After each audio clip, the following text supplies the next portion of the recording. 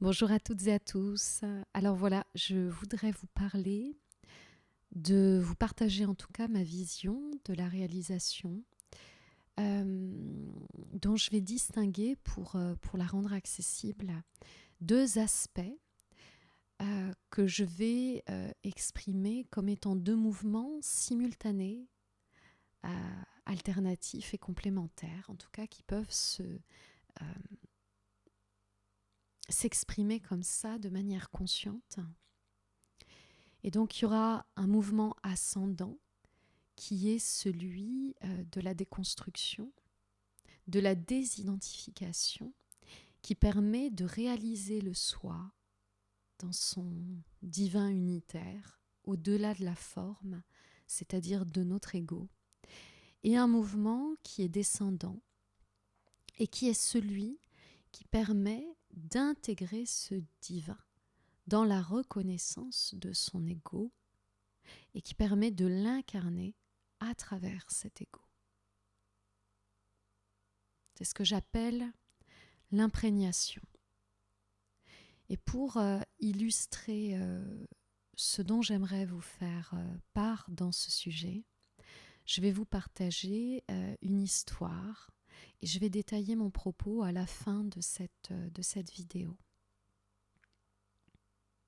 Donc c'est l'histoire, donc ça c'est un récit que j'ai lu d'un disciple qui a fait son expérience spirituelle dans les montagnes en Inde et qui rencontrait une dévi, donc une déesse. Et cette dévi lui partageait une rencontre qu'elle avait faite dans son apprentissage spirituel et qui lui avait permis de s'ouvrir à son expérience propre de l'unité à travers cette rencontre. Voilà. Donc, elle était avec des moines qui parlaient de réalisation et qui communiquaient leurs enseignements sur l'unité dans le silence et dans le calme, de manière recluse en haut des montagnes. Donc, c'était un groupe qui se réunissait pour méditer ensemble, que ce soit dans le silence ou par une communication verbale.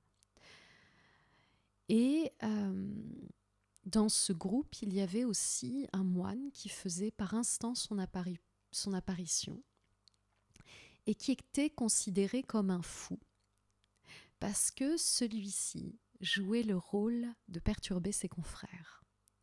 Donc, il gesticulait près d'eux, il les insultait, il hurlait des choses à leurs oreilles et il faisait tout pour réveiller en eux ces parts de non-tranquillité, de rejet et de jugement qui sommeillaient dans leur retraite et dont ils se pensaient détachés et maîtres. Donc il mettait le doigt sur la part duelle qui ne voulait pas être expérimentée ni reconnue par eux et dont ils se préservaient dans leur retraite et dans leur silence. Donc il venait provoquer l'indignation et la colère, excepté auprès de Devi, qui, elle, était la seule femme du groupe, et l'observait en silence avec une forme de curiosité, mais aussi quelque part une admiration ou en tout cas un respect qui s'imposait à elle, mais qui lui échappait. Voilà. Donc un jour, tous les moines finirent par quitter le lieu avec agacement. Et Devi se retrouva seule face à cet homme. Et son visage et son attitude se métamorphosa. Donc il devint comme une incarnation diamétralement opposée à ce qu'il montrait jusqu'alors. C'est-à-dire qu'elle fut face à une présence entière, sereine, calme et maîtresse d'elle-même. Et donc il lui enseigna dans cette intimité, notamment la résultante de cette leçon. Donc cet homme, qui était plus jeune que les autres moines d'ailleurs, était là aussi pour montrer les failles de cette unité apparente et intérieure dans la confrontation. Donc ce que ses aînés transmettaient en dehors de la confrontation, n'étaient pas intégrés dans tous les espaces de leur existence, parce que leur tranquillité s'évaporait face à l'adversité. Donc ils étaient encore séparés. Et cet homme n'avait aucun mal à se laisser incarner ce rôle au-delà de sa personne et pourtant passant par elle. C'est-à-dire qu'il faisait peu de cas du fait d'apparaître comme un mauvais élève, comme un fou ou un perturbateur, autant qu'il faisait peu de cas d'apparaître comme un sage. Cela lui apportait peu. Il accueillait la force à travers lui qui œuvrait et le poussait à se manifester ainsi auprès de ses confrères. Il n'en tirait aucune satisfaction personnelle, ni difficulté. Il était neutre face à cette expérience.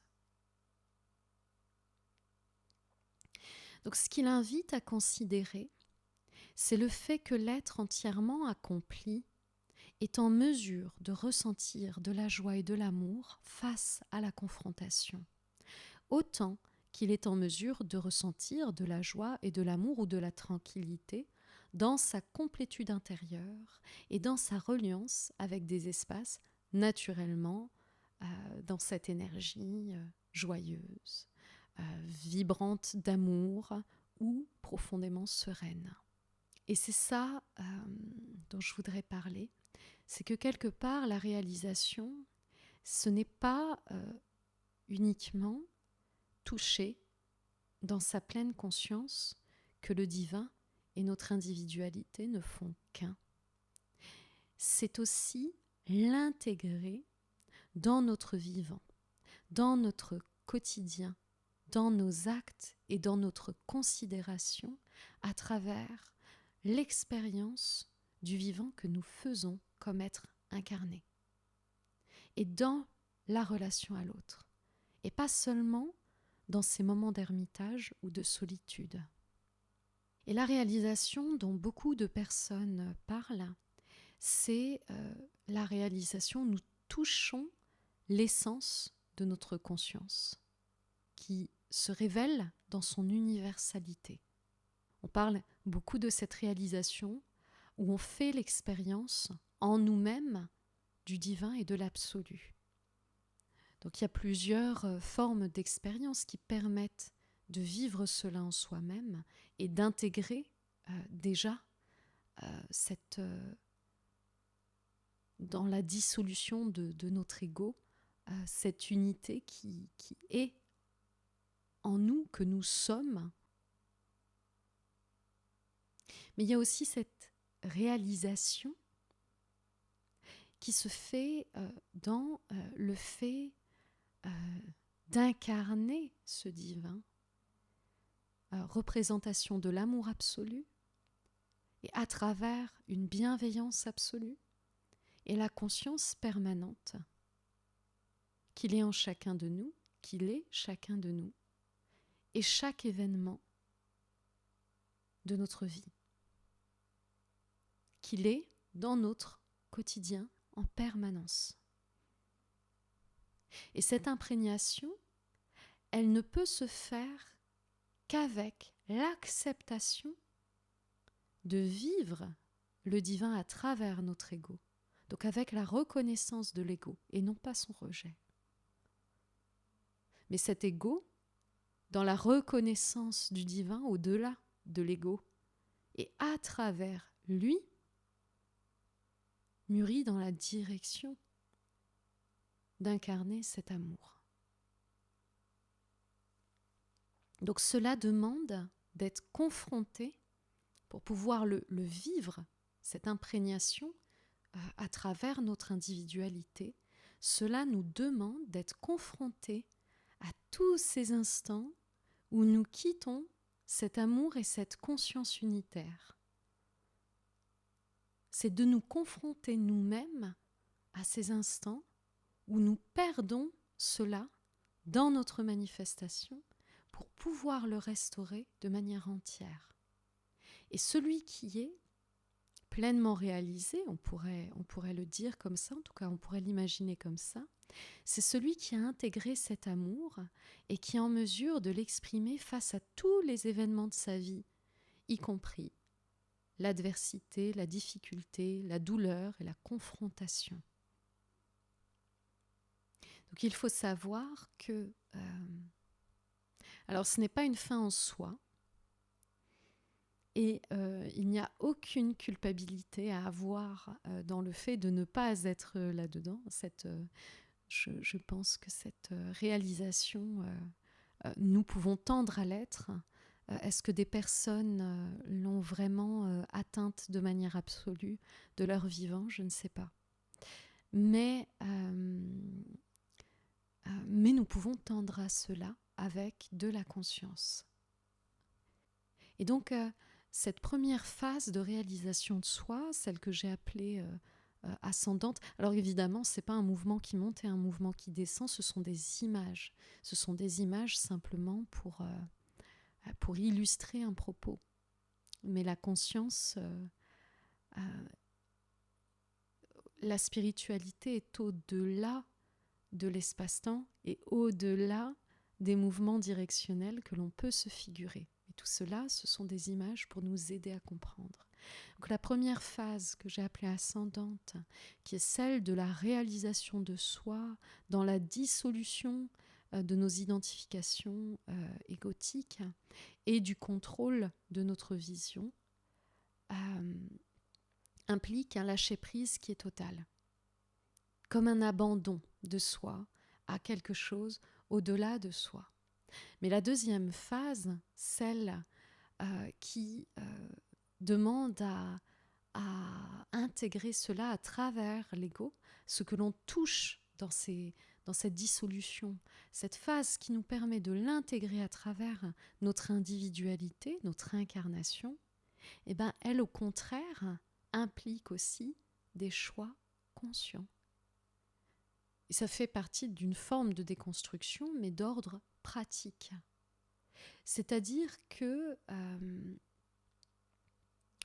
lorsque, dans ma manifestation, je perds l'accès à cet amour, je suis dans le rejet ou la lutte, face à un événement qui ne m'arrange pas, admettons, eh bien c'est réaccéder instantanément à ce moment-là, à cet amour.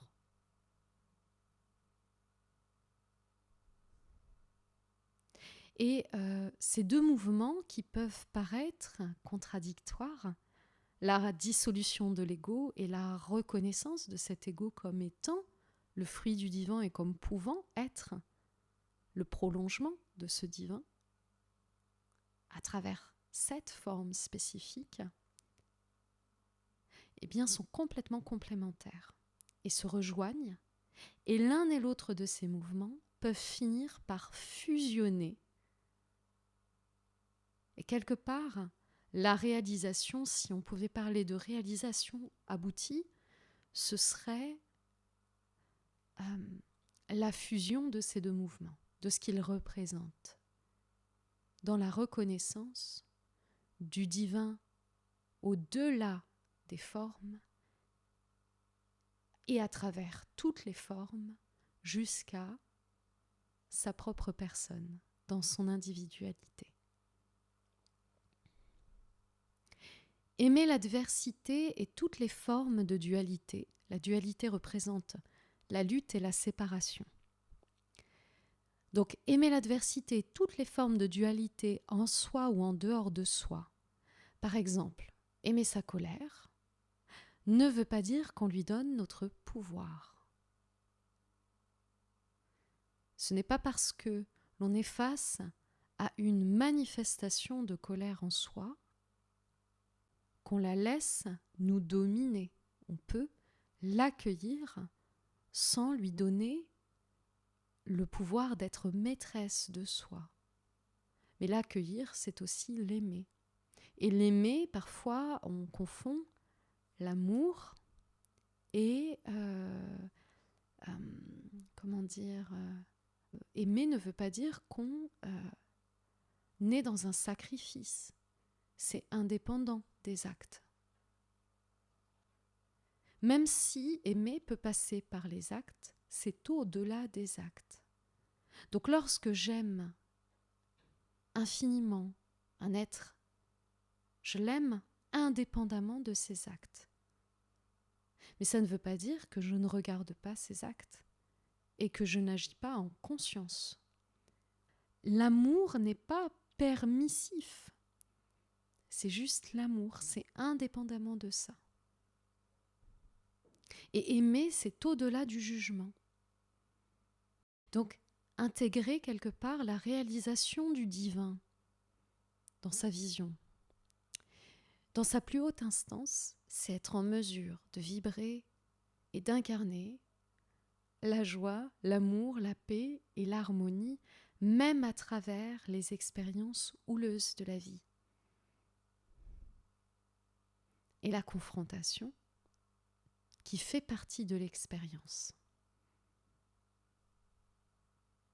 Voilà ce que j'avais envie de partager aujourd'hui. Je vous souhaite une très belle journée, une très belle soirée. Au revoir.